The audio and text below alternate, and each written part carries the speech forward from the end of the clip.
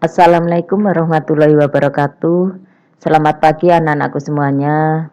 Semoga kita semua selalu diberikan kesehatan dan bisa melaksanakan aktivitas walaupun belajar dari rumah. Amin. Ya Rabbal Alamin. Pada hari ini, Ibu akan melanjutkan pembelajaran minggu yang lalu yaitu tentang transformasi geometri. Nah, di sini jenis transformasi geometri yang akan Ibu bahas yaitu tentang translasi. Tujuan pembelajaran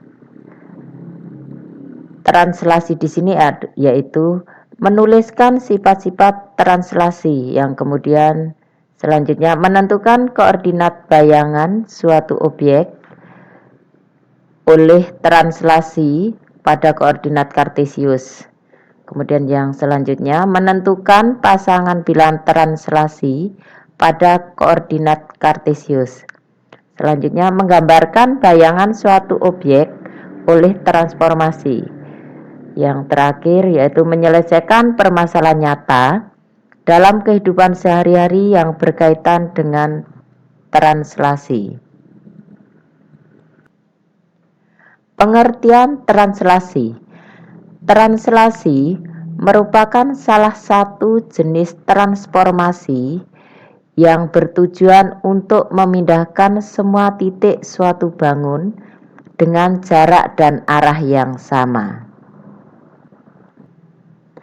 Kemudian, pembahasan selanjutnya yaitu tentang sifat-sifat translasi.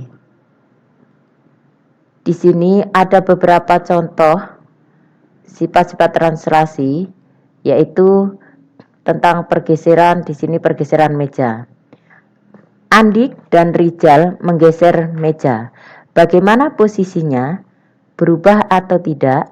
Bagaimana pula ukuran dan bentuknya? Berubah atau tidak? Di sini seandainya meja ini digeser, posisi atau kedudukannya akan berubah. Tetapi ukuran dan bentuknya di sini tidak akan berubah. Tetap ukurannya ya seperti ini, bentuknya juga seperti ini.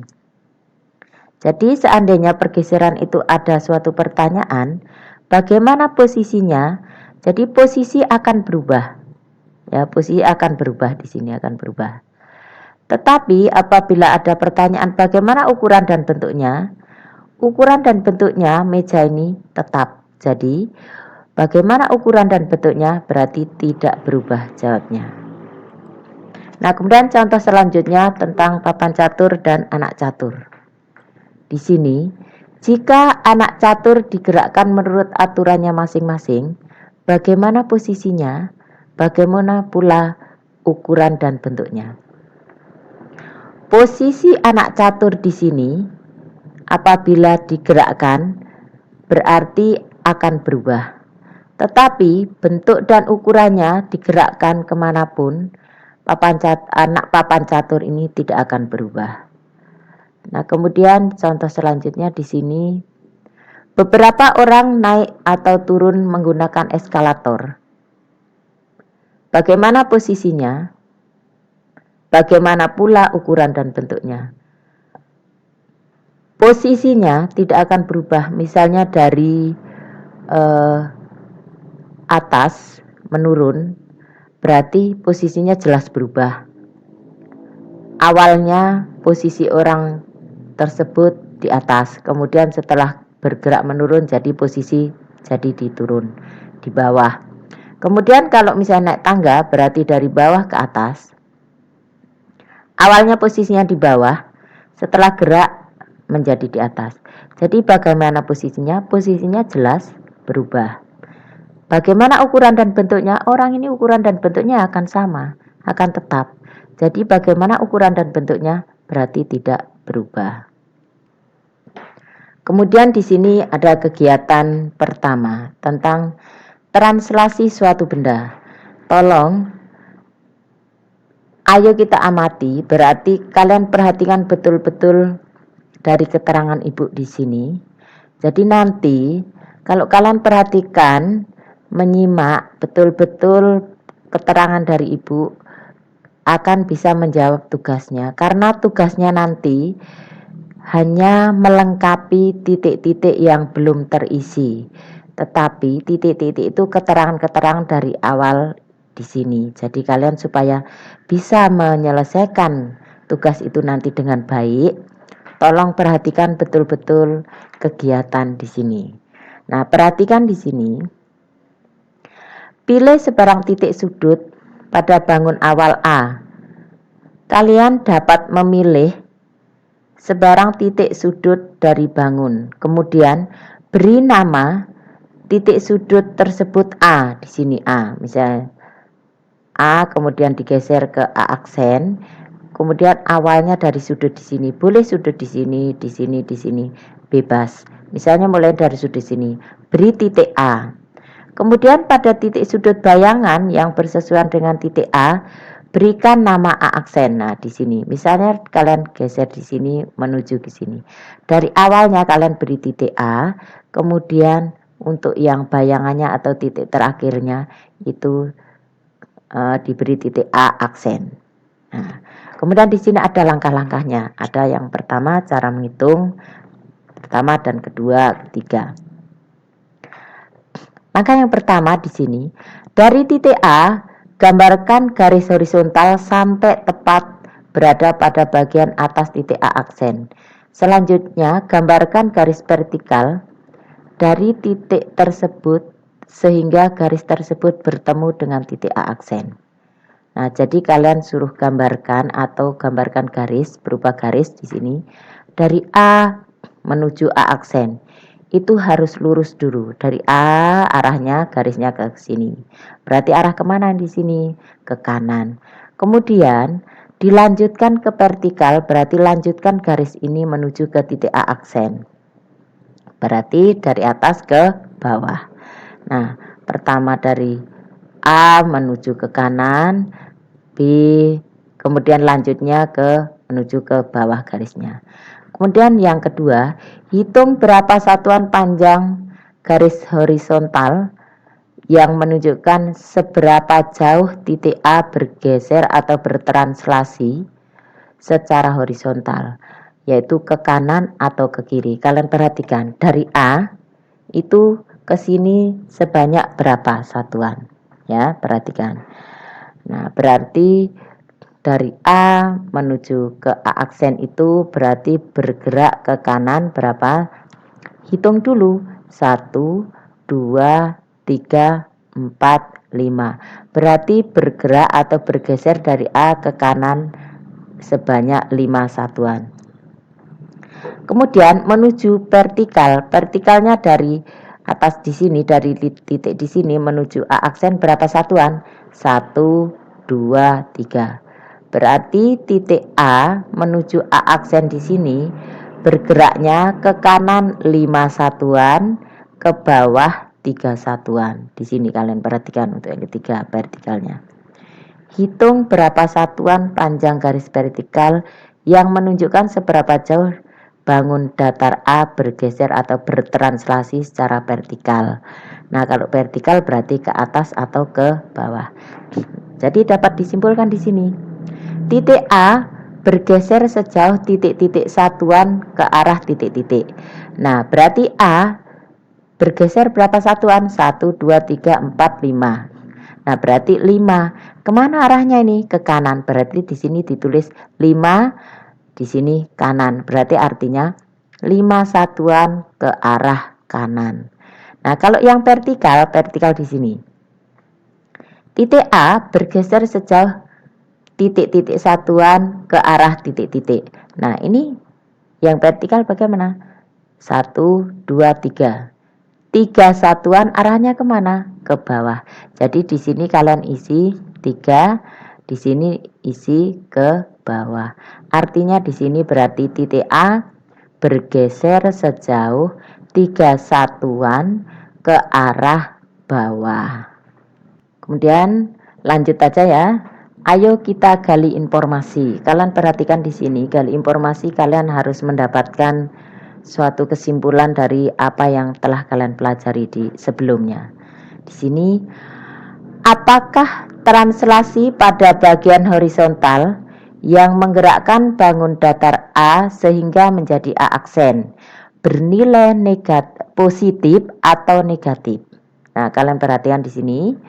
Translasi pada bagian horizontal yang menggerakkan bangun datar A sehingga menjadi A aksen bernilai apa tadi? Arahnya kemana? Nah, arahnya ke kanan tadi A. Nah, arahnya ke kanan kalau horizontal. Horizontalnya arahnya ke kanan. Kalau arah ke kanan berarti hasilnya yang positif. Sama seperti kalian belajar pada sumbu X, sumbu Y. Kalau arahnya ke kanan bernilai positif, arah ke kiri bernilai negatif. Arahnya ke atas bernilai positif, arah ke bawah nilai negatif. Sama seperti itu.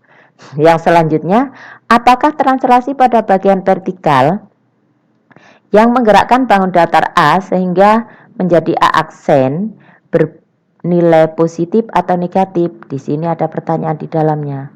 Translasi pada bagian vertikal yang menggerakkan bangun datar A menjadi A aksen bernilai dari mana tadi? Yang vertikal dari atas ke bawah arahnya. Kalau dari atas ke bawah arahnya berarti bernilai apa? Bernilai negatif. Selanjutnya, jika AX ditulis dalam bentuk seperti ini, kalian perhatikan translasi, menunjukkan translasi yang menggerakkan suatu bangun datar dengan X, menunjukkan translasi pada garis horizontal. X itu pada garis horizontal. Dan Y menunjukkan translasi pada garis vertikal. Tulislah pasangan bilangan translasi yang menggerakkan bangun datar A sehingga menjadi A aksen. Di sini pasangan bilangan translasi X, Y berarti di sini apa tadi? Berarti A aksen. Ya, tuh. Lanjut ya, di sini selanjutkan, ayo kita mencoba.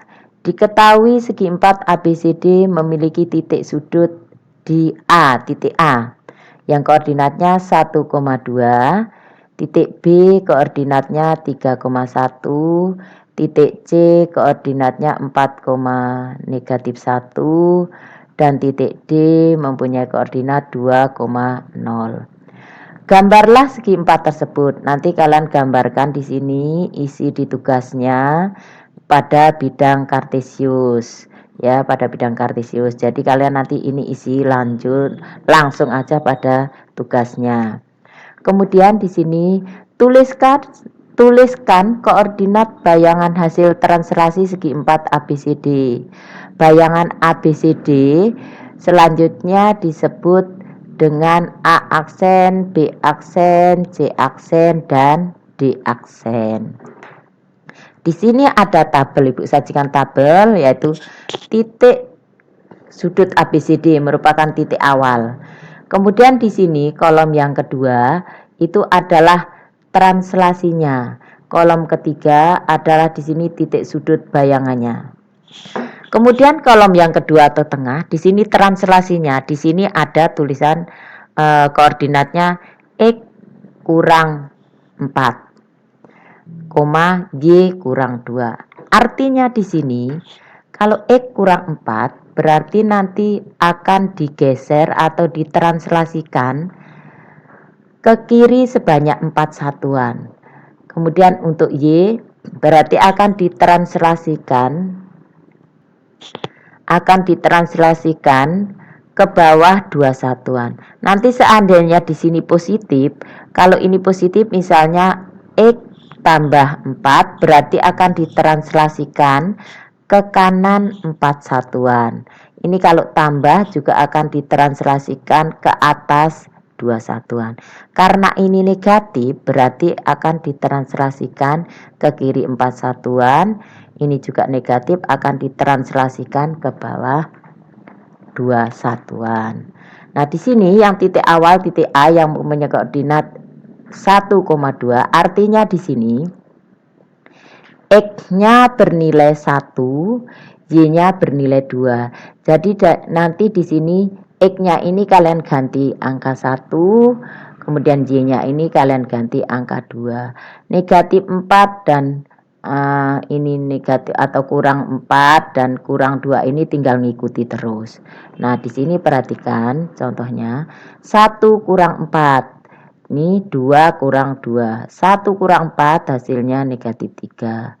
2 kurang 2 hasilnya 0. Begitu pula titik B. 3,1 di sini 3 itu nilai X-nya, ini 1 adalah Y. Jadi X ini kalian ganti 3, Y-nya ini kalian ganti 1. Kalian tulis seperti ini. 3 kurang 4, 1 kurang 2. 3 kurang 4 hasilnya negatif 1, 1 dikurang 2 hasilnya negatif 1.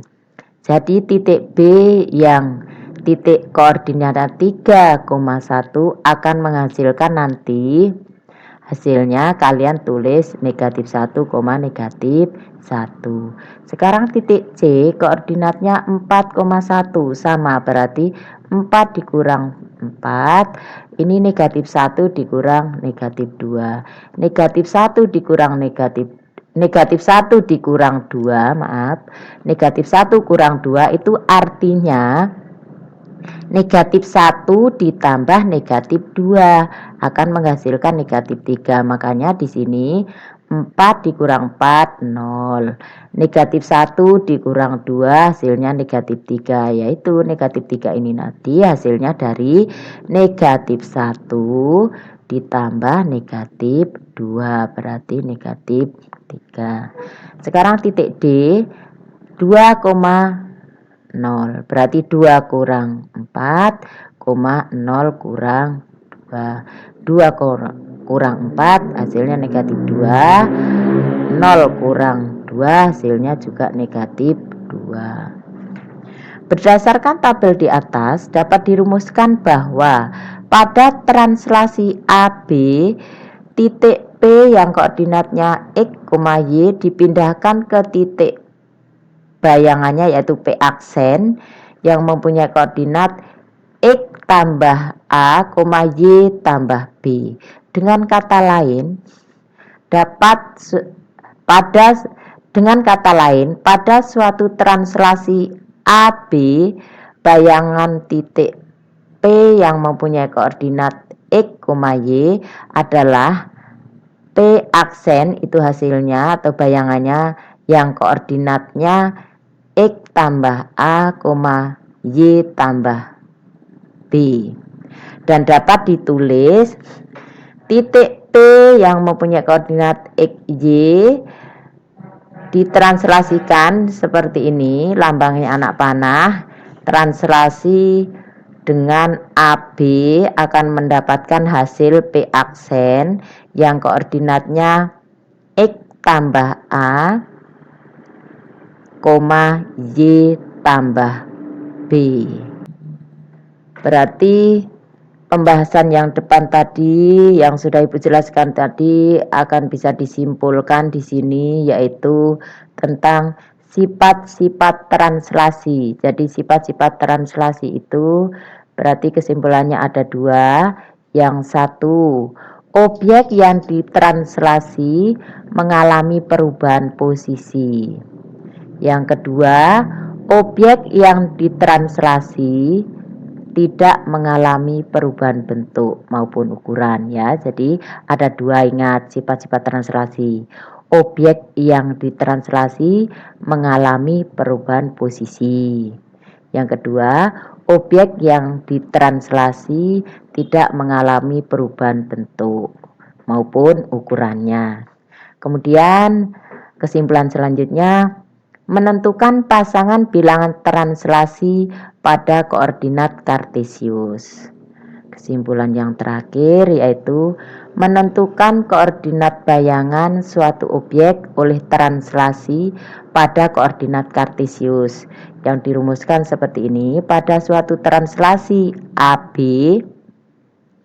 bayangan titik P yang mempunyai koordinat X, Y akan menghasilkan bayangan titik P yang ditulis P aksen yang mempunyai koordinat X tambah A, Y tambah B. Dan dapat ditulis seperti ini, titik P yang koordinatnya X, Y yang ditranslasikan dengan A, B akan menghasilkan titik bayangannya yaitu P aksen yang koordinatnya X tambah A, Y tambah B. Demikian pembahasan untuk translasi pada hari ini. Semoga bisa kalian pahami dan kalian bisa mengerjakan tugasnya dengan baik. Dan tugas ini hanya melengkapi titik-titik yang belum diisi atau yang belum dilengkapi. Dan kemudian kalian setelah mengerjakan tugas-tugas yang Ibu berikan ini, pelajari selanjutnya tentang transformasi. Masih ada 2, yaitu tentang rotasi dan dilatasi. Kalian pelajari dengan baik-baik buku apa saja boleh yang kalian pelajari. Kalau kesulitan, kalian belajar dari buku yang di perpustakaan, karena buku di sana kadang tidak ada contohnya langsung masalah yang ada. Boleh kalian referensi buku-buku yang lain, tidak masalah. Lebih banyak buku yang kalian baca, lebih bagus akan mendapatkan hasilnya dan ilmu yang kalian dapatkan. Mungkin pada hari ini pembelajaran dari Ibu cukupkan. Wabillahi taufik wal hidayah. Wassalamualaikum warahmatullahi wabarakatuh.